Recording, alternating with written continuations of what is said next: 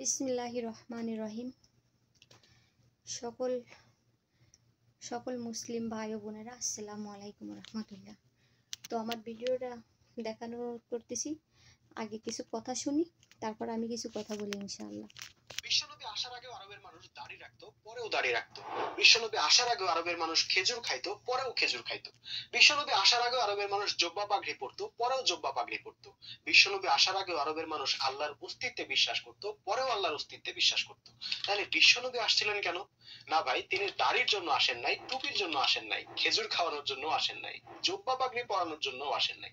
তিনি আসছিলেন এমন সমাজ নির্মাণ করতে যেখানে মানুষ আল্লাহর হুকুম মেনে চলবে, যেখানে মানুষের মনে কোনো ভয় থাকবে না, মানুষ দরজা খুলে ঘুমাবে, যেখানে নারীরা নির্ভয়ে পথ চলবে, যেখানে মানুষ খাবার নিয়ে রাস্তা রাস্তা ঘুরবে কিন্তু গ্রহণ করার মতো ক্ষুধার্ত লোক থাকবে না, যেখানে আদালতের বিচারক বেকার বসে থাকবে কারণ মাসের পর মাস কোনো অপরাধ সংক্রান্ত মামলা আসবে না।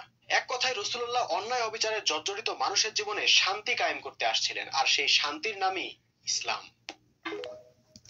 এই যে ভাইয়া কথাগুলো বললো, মাশাআল্লাহ, আলহামদুলিল্লাহ, সেই সুন্দর, আলহামদুলিল্লাহ। এই কথাগুলো যদি আজকে আমরা পালন করে চলতাম না, কিন্তু আমাদের অভাব অনটন, দোষ ত্রুটি সব কিছু আমাদের থাকতো না, কোনো কিছু থাকতো না, আলহামদুলিল্লাহ। তো দেখেন, আজকে আমরা মুসলমানরা মার খেয়ে মরতেছি। ইহুদিরা দেশ দখল করে নিয়ে চলে যাচ্ছে, ইহুদিরা মুসলমানদের মাইরে শেষ করে দিচ্ছে।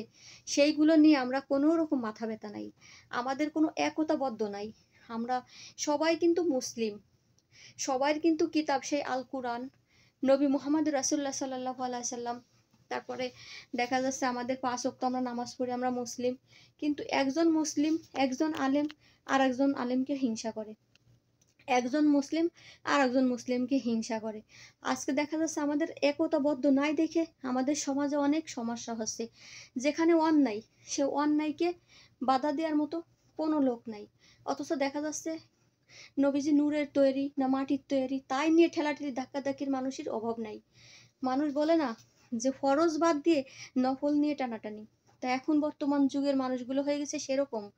তো যেটা প্রয়োজন, একতাবদ্ধ হওয়াটা বড় প্রয়োজন। সকল মুসলিমরা একতাবদ্ধ হওয়াটা কিন্তু বড় প্রয়োজন। সুন্দর একটা ইসলামিক রাষ্ট্র হিসেবে শাসন করাটা কিন্তু বড় প্রয়োজন।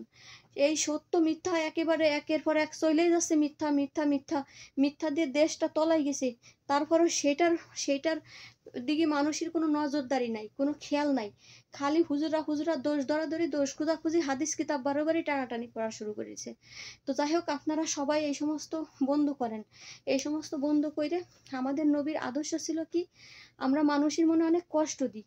তো যাই হোক, মানুষের মনে কষ্ট না দিয়ে আমরা সবাই একতাবদ্ধ হয়ে আসেন, আমরা ইসলামের দাওয়াতের কাজ করি, ভালো কাজ করি, দেশটাকে সুন্দর একটা পরিবেশে আমরা পরিণত করি। ইনশাআল্লাহ সবাই ভালো থাকবেন। যার যার স্থান থেকে আপনারা মুসলিম মুসলিম ভাই ভাই মিলেমিশে আমরা চলবো ইনশাআল্লাহ। ভালো থাকবেন সবাই।